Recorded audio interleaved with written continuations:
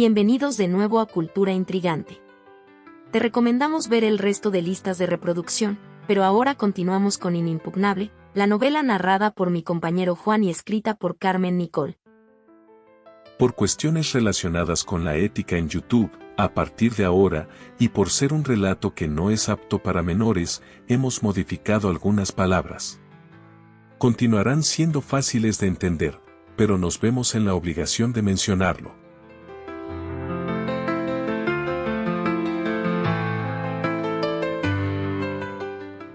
Inimpugnable, por Carmen Nicole. Capítulo 9. El silencio de Lolita. Después de la boda, Lolita asumió su nueva vida al lado de Eudald con una mezcla de resignación, ganas de crecer y esperanza. Sabía que debía adaptarse y ser la esposa que él y su madre esperaban que fuera. Se lo habían inculcado tanto que no le quedaba otra que entender que su niñez se había acabado. Quería, incluso, quitar todos los peluches que tenía en su habitación, en Ca Vicenteta, para no verlos cuando fuesen a visitar a su madre. Pero, de hecho, no hizo falta. El primer día que se presentaron allí, con un pequeño detalle para Centeta, ella ya los había quitado todos, sin pedirle permiso ni hacerle mención a Lolita. Había adaptado la habitación por completo, ahora era una salita donde también planchaba. Es decir, había quitado todo, no solo los peluches, también la cama, el armario, la ropa que allí le quedaba. Todo. Como si Lolita jamás hubiera vivido allí. Al llegar, Lolita estuvo a punto de explotar. Eso era el colmo. Tenía demasiada frustración acumulada. Pero, en cuanto fue a saltar, Eudald la frenó con un pellizco en el brazo tan fuerte que le duró la marca 3 semanas. Reaccionó a él en silencio. Eudald la besó a la vez que lo hacía y a Vicenteta le pareció de lo más romántico. Cuando ya se iban, Eudald las abrazó a la vez y les prometió que saldrían a comer al día siguiente. Quería una cena romántica con su mujer, ya que estaban de visita en Valencia y se iban a instalar en uno de los mejores hoteles de la ciudad, el Hotel Astoria. Lo cierto es que bajaban muy a menudo desde Barcelona. El cargo de Eudald se lo permitía. Además, querían que Vicenteta estuviese muy presente en la vida de la pareja, sobre todo lo deseaba Eudald. Sin embargo, siempre se instalaban en hoteles. Eudald deseaba intimidad. Esa intimidad que se revelaba algo cruel y despiadada para Lolita desde aquella misma noche del 31 de diciembre, la primera de casados, cuando Eudald había dejado claro que no toleraría ni el más leve desvío de lo que consideraba su lugar. Aquella noche, afortunadamente para la joven, Eudald había bebido demasiado y se durmió rápidamente. Ni siquiera la acarició, ni un beso de buenas noches aceptó. Todos los días que podía, Eudald se escapaba del trabajo para disfrutar de su mujer. Le hacía visitas inesperadas, pero estas no tenían nada que ver con las que le hacía en su antiguo hogar, donde la adulaba y le hacía promesas de un futuro idílico junto a él. Luego, cuando regresaba de noche, repetía su entrega. Eudald comía fuera de casa todos los días y llegaba justo para la hora de cenar. Lolita, así, conseguía disfrutar un poco de su vida porque su marido, en general, no estaba muy presente. Pero siempre sufría en las cenas. En ellas, nunca faltaba algún comentario sobre que aún le faltaba bastante para aprender a cocinar. En cuanto al cedo, se limitaba a entregarse tanto como Eudald se lo requiriese, pero notaba que él no estaba satisfecho con su forma de hacer, cuando le pedía algo especial. Solía ser un par de veces por semana, si no venía muy cansado, que Eudald deseaba sus especialidades, quería que Lolita aprendiese a hacerlas bien y, además de forzarla para ello, le llegó a comprar un par de libros en los que se explicaba cómo debía ser una mujer en el hogar. Ninguno era el de Carmen de Burgos, pero no habían evolucionado mucho tampoco. En uno de ellos, se incluía cómo realizar ciertas prácticas íntimas. Eudald quería darle empaque a su forma de ser en la cama, quería que Lolita entendiese que, si él la forzaba, era porque así lo desearía cualquier hombre. Una noche, tras la cena, estaba tan enfadado por el plato de cocido que Lolita le había servido que le rasgó brutalmente el vestido y comenzó a mordisquearle la espalda. La reacción de la joven fue silenciada de inmediato, le tapó la boca con la mano y la penetró con tanta fuerza que la dejó con dolores durante una semana, cada vez que iba a defecar. Esa misma noche, Eudald decidió que Vicenteta se vendría a vivir a Barcelona. Al menos así comería bien. Le compró un piso y vendió el que la señora tenía en Valencia. La convenció fácilmente, a pesar de las reformas que Vicenteta había hecho recientemente en su hogar. Comenzaron a visitarla más a menudo, por supuesto, pero Lolita guardaba sus secretos. A Vicenteta jamás le contaba lo que realmente pasaba en su matrimonio. Cuando su madre la miraba, a veces con ternura y orgullo, convencida de que había logrado un buen matrimonio para su hija, Lolita apenas podía esbozar una sonrisa. Sabía que su madre jamás entendería su sufrimiento. Para ella, Eudald era el hombre ideal, un hombre que encarnaba los valores del régimen y sabía lo que debía hacer para resultar un buen esposo, a pesar de que estaban justo tras la transición española, ya saliendo de tal régimen de Franco. Una tarde, mientras visitaba a su madre, Vicenteta comentó con entusiasmo: Eudald es un hombre de principios, hija. Es fuerte, como los hombres de antes, los que saben cómo manejar a una familia. Qué suerte tienes de tener a un hombre como él. Lolita bajó la mirada, sintiendo un nudo en la garganta. La admiración de Vicenteta hacia su yerno la ahogaba, impidiéndole siquiera insinuar el dolor que llevaba dentro. ¿Cómo explicarle que, detrás de esa fachada de hombre de principios, se escondía alguien que la sometía y le imponía su voluntad con violencia? Los maltratos continuaron en silencio, siempre ocultos detrás de las paredes de su hogar. Eudald no dejaba marcas visibles.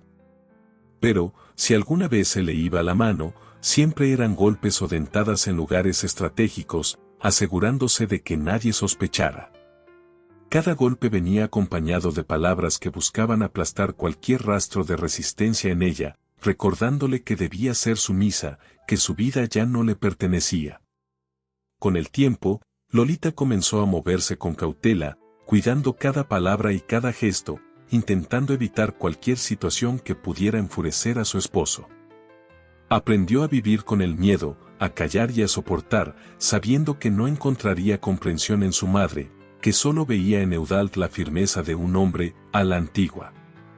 Lolita se fue apagando lentamente, atrapada entre las expectativas de su madre y el control de un hombre que no conocía la piedad.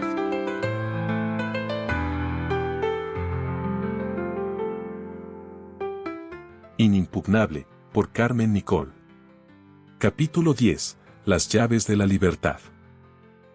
A medida que el matrimonio avanzaba, las restricciones impuestas por Eudald sobre Lolita se volvían más asfixiantes.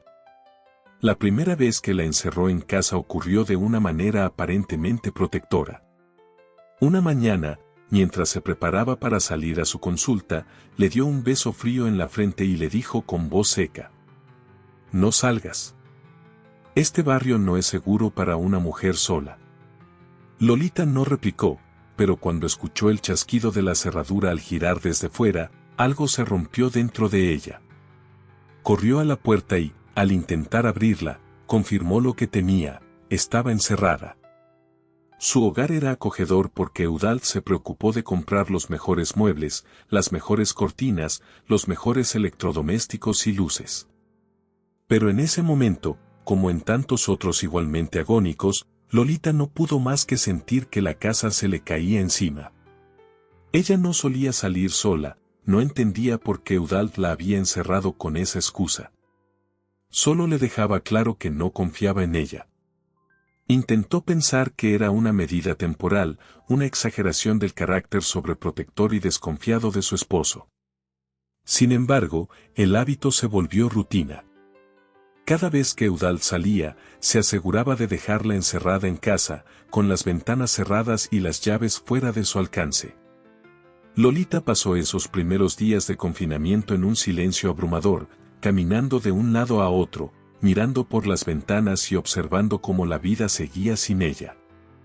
A menudo veía al vecino despedirse de su mujer en el umbral, acompañado por sus hijas y el perro, y no podía evitar imaginar cómo sería vivir una vida normal, una vida en la que no tuviera que temer al hombre con el que compartía su hogar.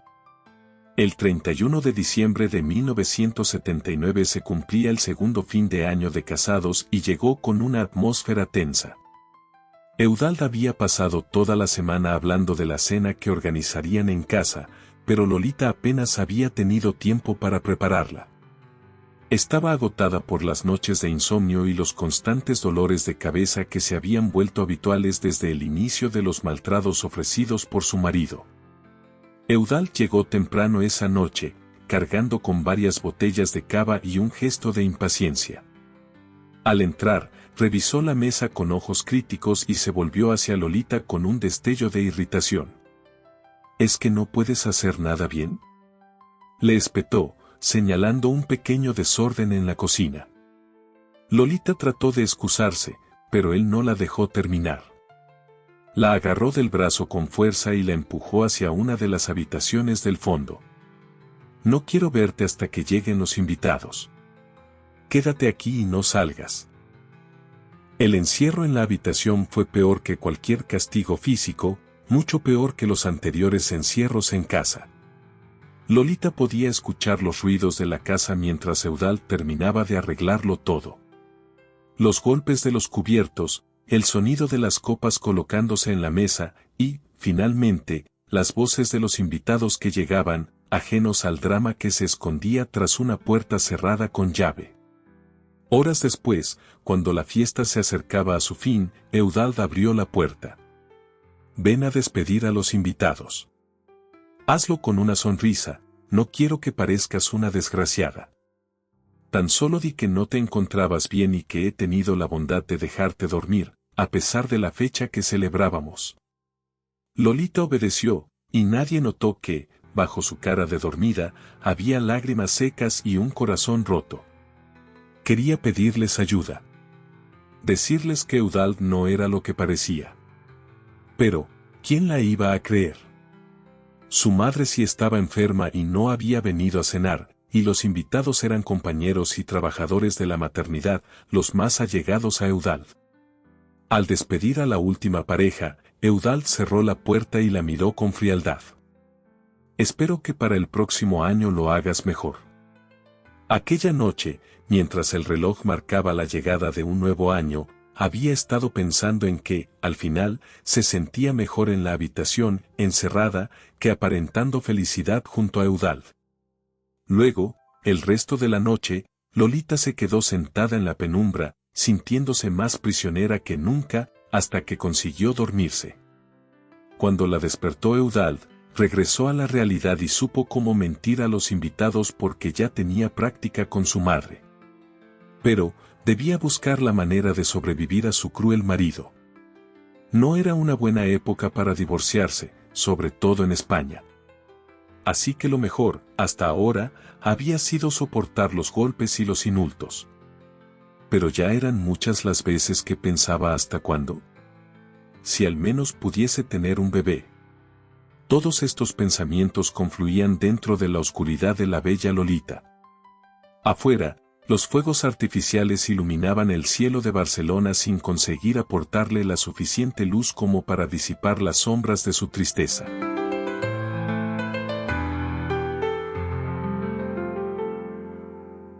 Inimpugnable, por Carmen Nicole. Capítulo 11. El reflejo de la humillación.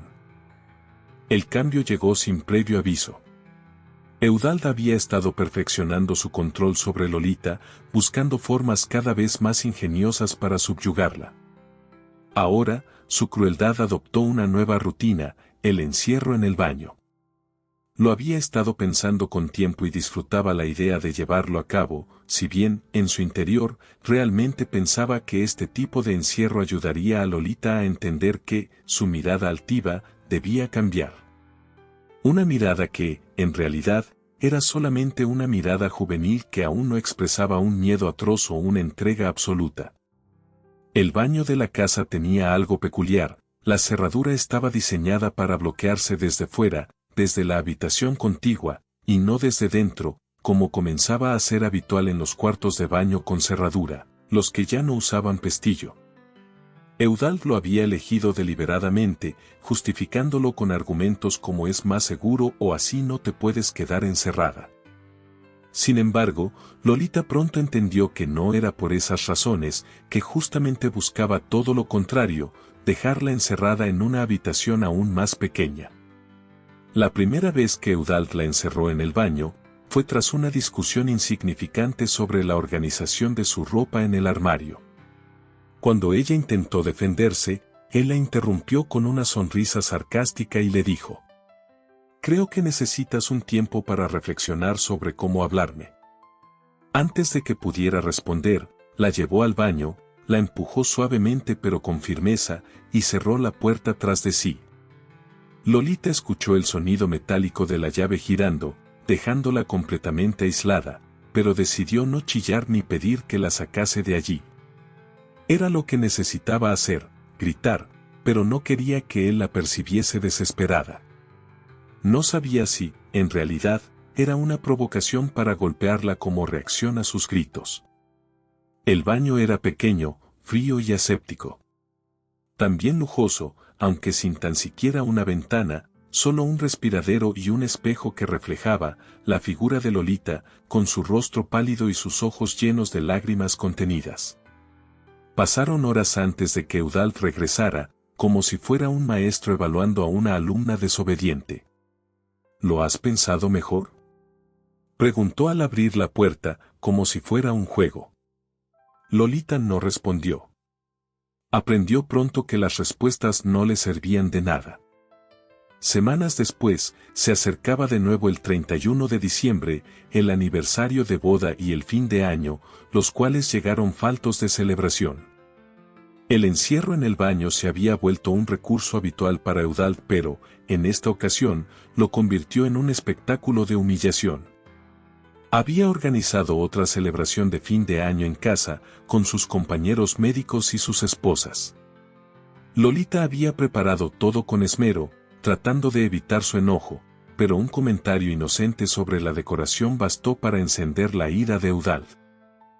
¿Es que no puedes ni colgar un cuadro derecho?, le recriminó, con una dureza que hizo que los pocos invitados cercanos a la escena desviaran la mirada. Eudald, con una falsa sonrisa, les pidió disculpas. Lolita necesita un momento para despejarse. Antes de que alguien pudiera preguntar sobre lo absurdo y cruel que fue su comentario, se la llevó a la habitación y la metió en el baño, la encerró con llave y volvió a la fiesta como si nada hubiera ocurrido. Lolita permaneció allí durante toda la noche. Escuchaba las risas, las copas tintineando y la música de fondo mientras se sentaba en el frío suelo, abrazando sus rodillas. Cada tanto, miraba su reflejo en el espejo, pero era incapaz de reconocer a la mujer que veía. No fue hasta después de las 3 de la madrugada, cuando los invitados se marcharon, que Eudald la liberó. Estaba ebrio, y su mirada fría era aún más aterradora que sus palabras. «Ya puedes salir. Quédate callada y limpia el desastre que hemos dejado». Lolita asintió en silencio, como había aprendido que debía hacer. Esa noche, mientras fregaba las manchas de vino y recogía las sobras de comida, se prometió a sí misma que encontraría una forma de escapar. Y aunque todavía no sabía cómo, una chispa de resistencia empezó a encenderse en su interior.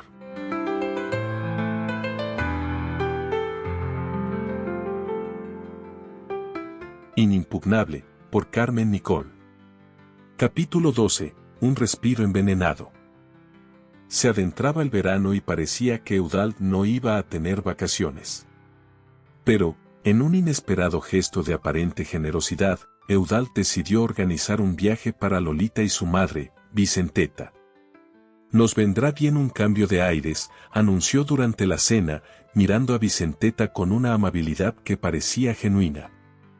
Además, Lolita lleva tiempo encerrada en casa. Un viaje nos hará bien a todos. Vicenteta, encantada, aceptó al instante. La idea de un paseo por las playas y los pueblecitos costeros le parecía un sueño, y el hecho de que Eudald la tratara con tanta atención alimentaba su ya consolidada admiración por él. Lolita, claro está, no compartía el entusiasmo. Le pareció otro punto de crueldad que usase la realidad como una expresión casual porque, efectivamente, llevaba demasiado tiempo encerrada en casa. Y conocía demasiado bien las estrategias de su marido. Los gestos grandiosos eran siempre una fachada que ocultaba un propósito más oscuro. Era el verano de 1982. Propuso visitar la Costa Brava, Calella, Tossa de Mar, Begur, Cadaqués, Roses, Empuriabrava. El viaje iba a ser muy largo, pero no resultaría especialmente cansino, ni siquiera para Vicenteta. Parecían estar en otro mundo, todo era bonito y moderno. Lo que más les gustó fue conocer el Teatro Museo Dalí. Era tan diferente a todo. Tan extravagante. Los primeros días del viaje transcurrieron sin incidentes. Eudald se mostró amable. En público, incluso cariñoso con su esposa. La llevaba a pasear por las calas, compraba helados para los tres y se aseguraba de que Vicenteta tuviera siempre un asiento cómodo a la sombra. Eres un hombre excepcional. Te lo agradezco tanto. Comentó Vicenteta una tarde mientras se acomodaban en una terraza frente al mar. Lolita tiene suerte de tenerte. Ella bajó la mirada, sin atreverse a contradecir a su madre. Sabía que cualquier intento de exponer la verdad sería inútil. Vicenteta estaba completamente encantada con Eudald, y él no perdía oportunidad de reforzar esa imagen, haciendo pequeños gestos de caballerosidad que resaltaban su supuesta perfección como esposo. En uno de esos paseos, Eudald se quedó a solas con Vicenteta mientras Lolita compraba agua en una tienda. A veces creo que Lolita no valora todo lo que hago por ella, confesó con tono pesaroso, sin dejar de mirar a su mujer. Intento ser el mejor esposo posible, pero siempre parece insatisfecha. Vicenteta, indignada, apoyó su mano sobre la de él. Es joven todavía. No sabe apreciar lo que tiene. Pero con el tiempo aprenderá. Tú eres lo mejor que le ha pasado. Al regresar del viaje, Vicenteta no dejó de alabar a Eudald. Luego, cada vez que visitaba su casa, insistía en cómo debía Lolita esforzarse más para cuidar de su marido. No seas desagradecida, hija. No todos los hombres son así de buenos. Lolita, aislada de la falta de conocimiento de su progenitora, sentía que el apoyo de su madre ya no existía. Dejó de ser un apoyo amoroso tras faltar su padre, pero, incluso entonces, era su refugio.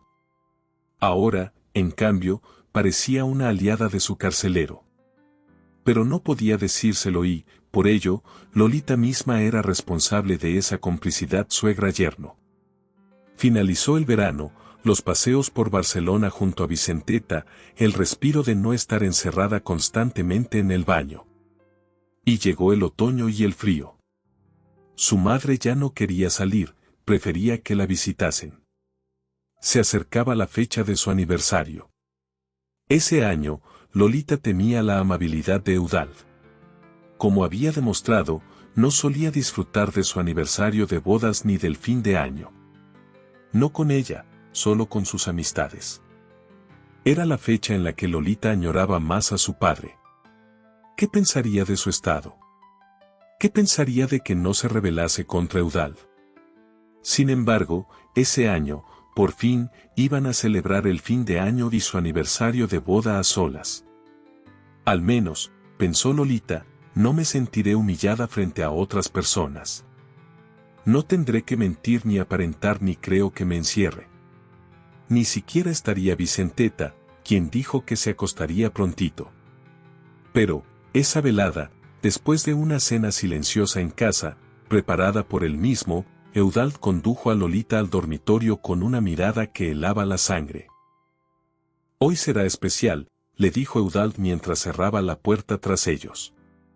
Lolita sabía lo que eso significaba. En la cama, su esposo no tenía límites.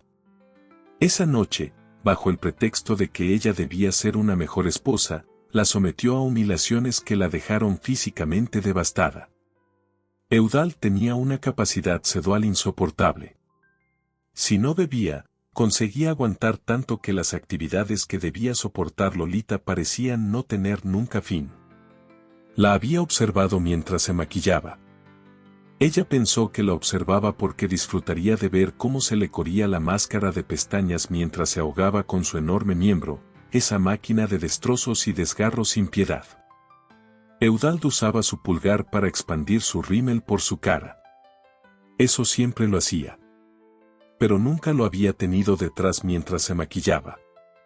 Incluso en ese momento tan humillante, Lolita prefería evitar llorar a toda costa, tanto como pudiera. Humillación tras humillación, Lolita se endurecía. Pero era mejor tener un cedo atroz, no placentero, que soportar una paisa por no sonreír, o por llorar, o por quejarse. Al fin y al cabo, Lolita aún no había disfrutado de otro cedo aparte del que Eudald le regalaba. No había sido precoz en su propia intimidad y, por tanto, no entendía aún que el cedo debía ser placentero y un parte importante de su felicidad. Al finalizar la noche, a altas horas de la madrugada, cuando terminó de fustigarla y se desahogó sobre su precioso pelo, Eudald se acostó a su lado, cogiéndola por detrás, acurrucadito en posición fetal. Como si fuese un niño, pero apretándola contra su pecho. Quería que ella se quedara quieta, sin poderse asear ni quitarse ese insoportable olor que desprendía su cabello. Y no era solo por cancelar la otra ocasión más. Para él se trataba de disfrutar de su propio olor sobre su propia mujer. La posesión, el poder sobre Lolita, debía calmar la frustración que sentía en el trabajo. En el hospital, muchas eran las mujeres que le deseaban y muchas las que él deseaba poseer, pero siempre había tenido presente que su futura mujer debía ser joven, ajena a todo su sector, y ser la única. Al menos, durante varios años, actuó así porque creía que esa actitud le ayudaría a ir mejorando su posición social y laboral dentro de la maternidad de Barcelona. De hecho, creía que por ser así llegó a ser un directivo. Él, tan importante, merecía una omisa, bella, joven e inexperta, una que pudiese permitirle mejorar todo lo que, desde su perversión, fuese desarrollando. Porque ya lo había vivido, se conocía desde muy jovencito. Se autorreconocía perverso por los cómics que compraba, por cómo observaba a su madre bañándose o a su tía lavándose en el bidé, porque se mascubaba muy a menudo y porque había estado con algún compañero al que también había sometido. Además, llevaba muchos años soltero, sin compromiso, esperando encontrar a la adecuada, dejándose querer por enfermeras y doctoras, sin darles nada más que miradas, conversaciones algo subidas de tono y roces sin futuro. Esa noche, como todas las noches y todos los días, sentía que Lolita debía recibir su ración de entrega y, por supuesto, por ser una joven inútil, debía hacerlo entendiendo que ese era su sino, aceptándolo y acatándolo hasta comprender que, don Eudald Ferré, se entregaba a ella. Y eso, sin duda, según su punto de vista, era más que suficiente para su existencia. No necesitaba asearse si así él lo estipulaba. «Deberías darme las gracias», murmuró antes de quedarse dormido. Lolita, en silencio, apretó los puños bajo las sábanas. Aquella noche, en la oscuridad de su habitación, sintió que algo dentro de ella empezaba a hacerse añicos de forma irreparable. Y cuando por fin Eudald se quedó dormido, se levantó y se pudo asear. Al regresar hacia la cama, se sentó en el sillón para observarle y pensar.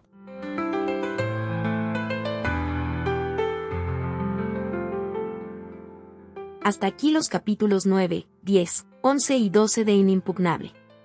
Suscríbete para recibir las notificaciones de los próximos capítulos. Hasta la próxima.